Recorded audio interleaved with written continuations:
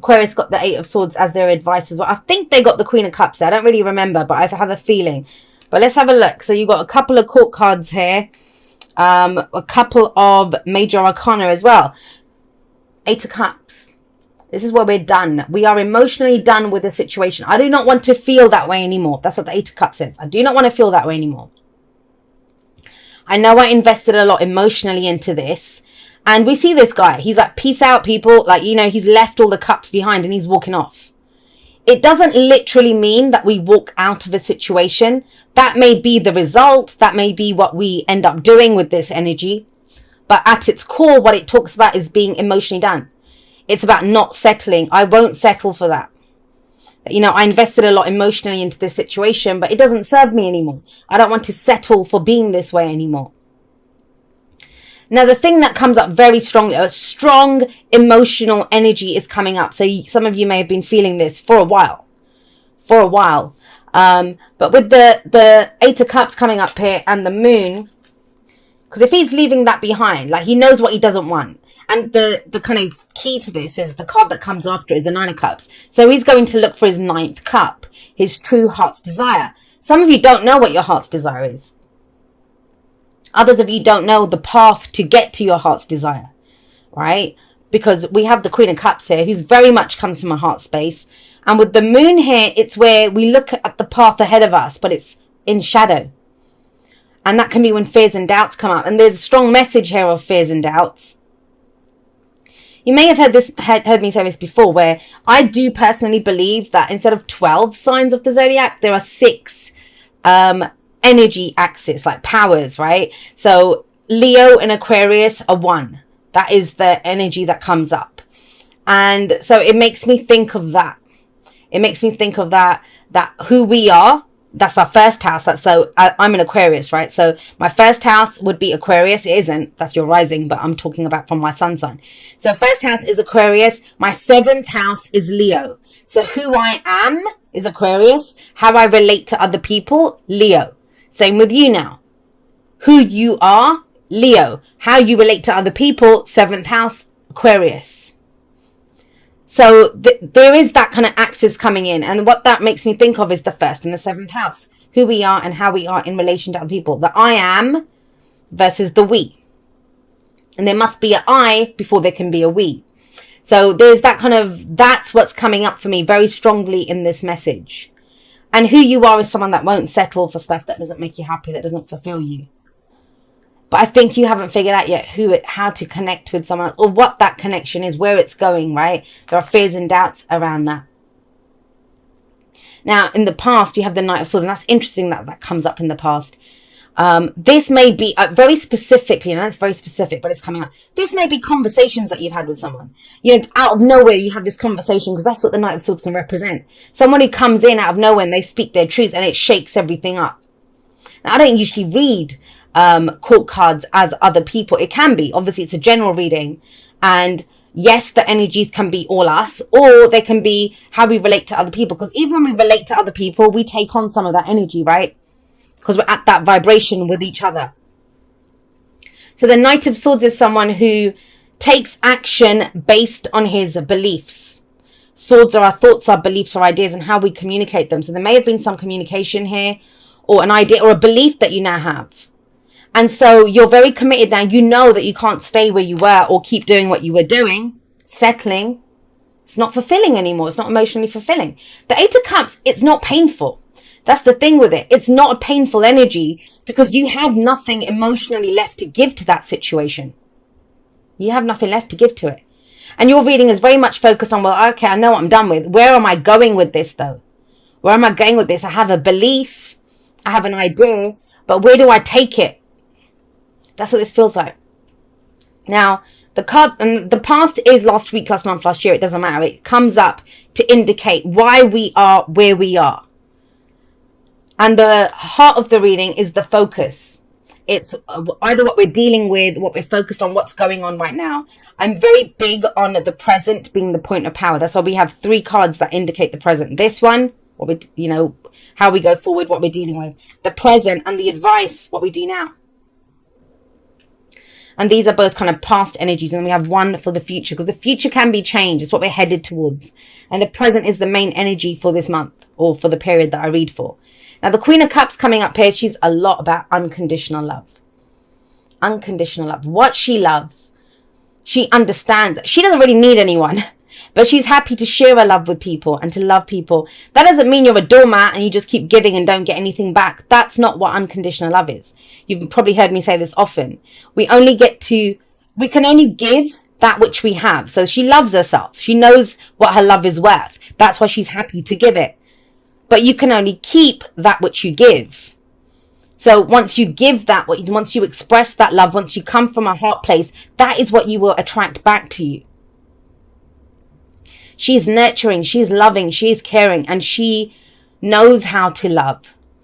And that's big here, especially if you're going for that 9th cup, right? If you're going for the heart's desire. So that's your focus here. What is it that you desire, Leo? What is your heart's desire? Think you've had an idea or kind of plan around this with that Knight of Swords coming up. And a lot of the readings I've been getting this is very kind of head or heart kind of balance, very chariot-like energy coming up. Even though the chariot's not here, it's that kind of energy. All right, got my head on board. Is my heart on board with this as well? Does my heart want this too? Because it kind of feels like in whatever existing situation is, that plan can't play out the way you want it to. For whatever reason. There's confusion here. There's something that maybe you have an intuition about something, because the moon can very much say that. But it says you can't trust what you see. Whatever you see around you, you're not feeling it. So I seem to have said this for a few signs, but it's that energy of knowing what you want to get out of, yes, 8 of Cups. But what do you want to get into?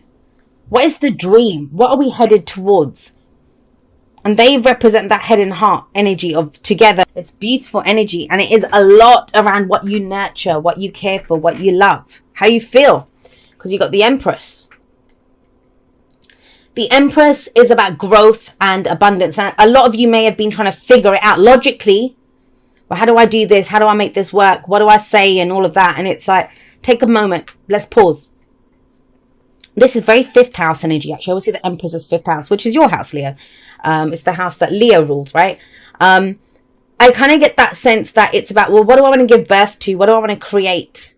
If I'm not happy with how things were in the past, or where I've been investing, my emotions. I was trying to mix together investing and emotions.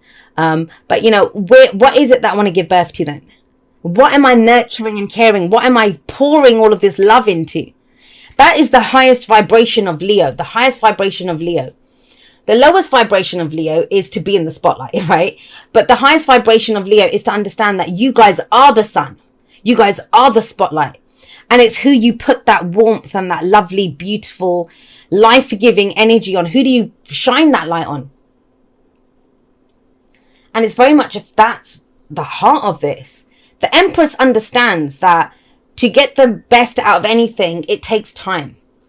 You know, that's why she's represented as the mother. And you see her here holding her baby. It took time for her to conceive. It took time for her to carry that baby. When she gave birth to the baby, then it's about taking care of the baby, right? So it requires a lot of effort, nurturing, love, all of that. But where have you been giving that energy? Because that's coming up here. You're kind of done with something. Right. But that all makes sense. So we've got the 3 of Empress is number 3. We've got the 3 of Coins, 3 of Pentacles coming up here. And that to me talks about, well, where are we going? What are we building? What are we planning for the future? Who do we have? Who's the right people for the job? It's being resourceful, getting the right people for the job as well when that comes up. And you have the 3 of Coins, 3 of Pentacles. And I've told this story before, and you've heard me probably say this a million times whenever this card comes up. But it's around the focus and it's around your purpose. Does it appeal to you from a heart level? Or are you just going through the motions because you think it's the right thing to do? Or is it because you truly feel it? And the story that comes up around this card, I always say, is the story of the 2 stone cutters.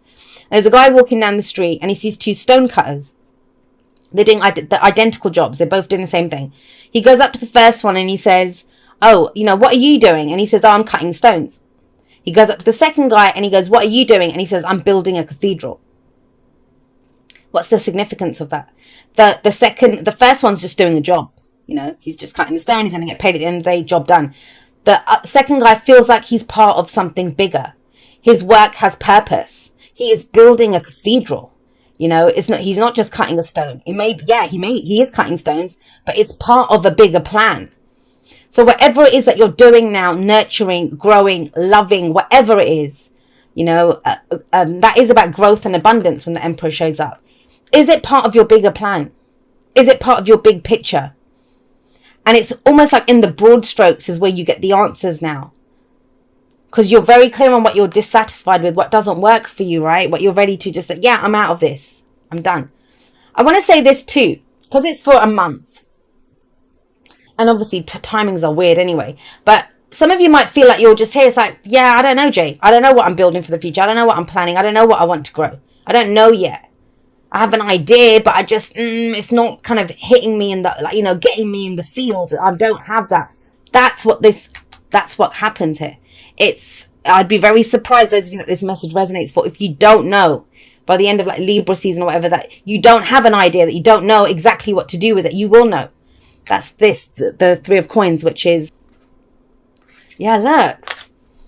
This is very much about moving forward. So the ideas there, I'll say this around the Knight of Swords. He will speak his truth, and he's very blunt, tactless almost, like, you know, it's very direct, clear communication.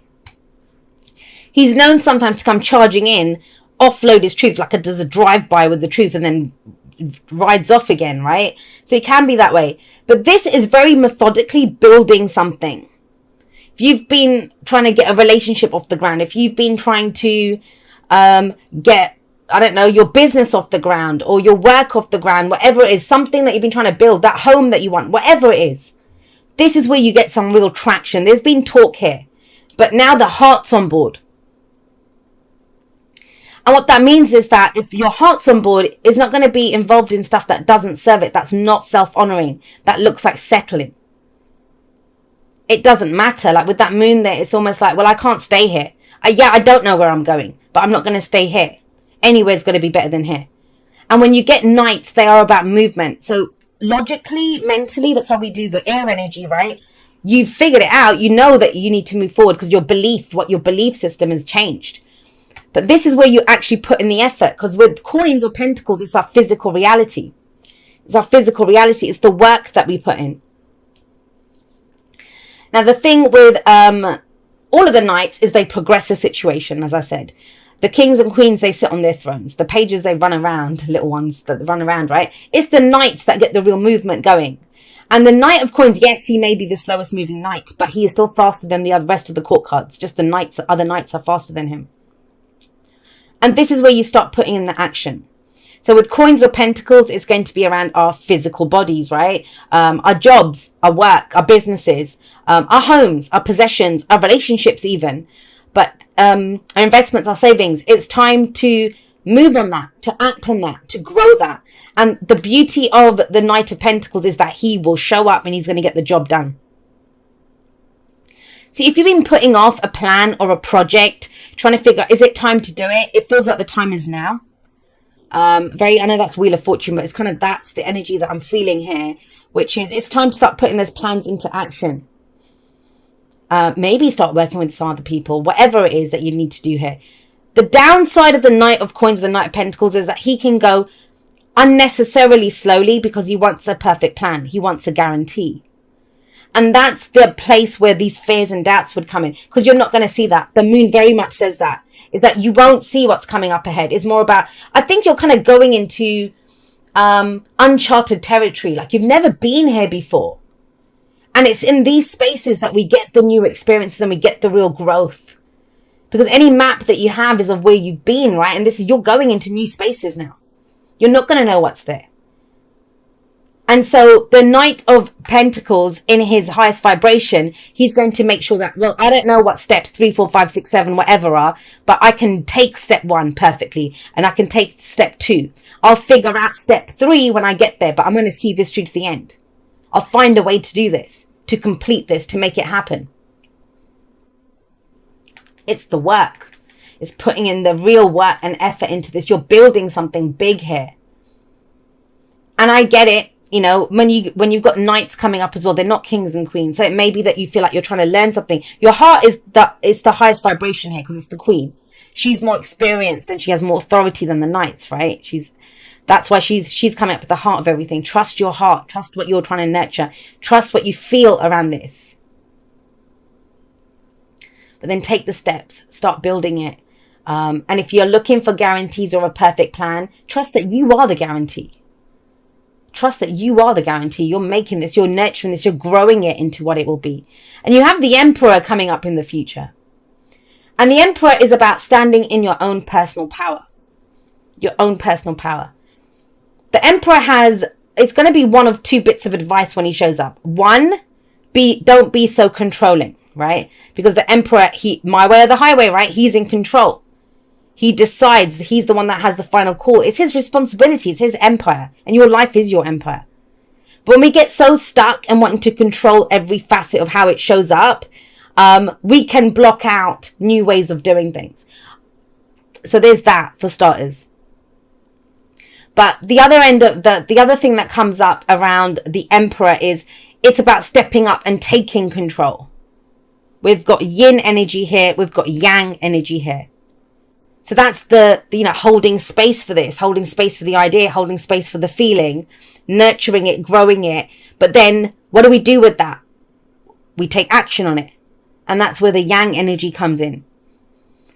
And so let's not ignore that. We have the Empress and the Emperor in this reading, the divine masculine and the divine feminine. Now, if this is a relationship, that's wonderful. That's two people who they are perfect partners for each other. It doesn't matter if you're same sex, whatever. It's about the energy, and we all carry that energy within us. There is a partnership here. Especially if you're at a place where you kind of feel like, should I, if that question is, should I wait for this person? Should I stick around here? What do I do? This says you keep building and moving forward with your future. You keep taking those steps and keep doing it. Your person will match you. If they're your person, they will catch up to you. They will match you. That's why these two come up, that partnership. Now, if there isn't, even if that person's not your person, that it does show that somebody will come up. You have a partnership coming up there with them two. I often see them as, I don't know if you've seen the movie My Big Fat Greek Wedding, and it's the night before her wedding or something, and her mum says to her that the man might be the head of the family, but the woman is the neck. She decides which way he turns, right? And that's kind of how I feel these two work together. And the way that I've always seen them, so the Emperor's the boss, the father figure, right? And it's almost like, you have that boss who's a right arsehole, like he's a tough nut. He's always on it, and you always think, who would put up with him? And then you meet his wife at the Christmas party or something, and she's like the sweetest, most loveliest person. But they work well together. They I don't want to say complete each other, but they are two halves of a whole almost. Yeah, so it is that completion. They are perfect for each other. Because she's that kind of softer, it's the yin and the yang. Now forget anyone else. This is within us as well. We can't always just be soft. We can't always just be holding space for stuff. It's about taking action and doing something with that as well. She's not going to hold her baby within her forever. She must give birth to it. That outward energy, the yang energy. And that's where the Emperor comes in and takes control. This is stepping into your own personal power. If it's yours, if this is something that you've given birth to, then it's yours, right? Then it's your call on what you do with it, how it grows.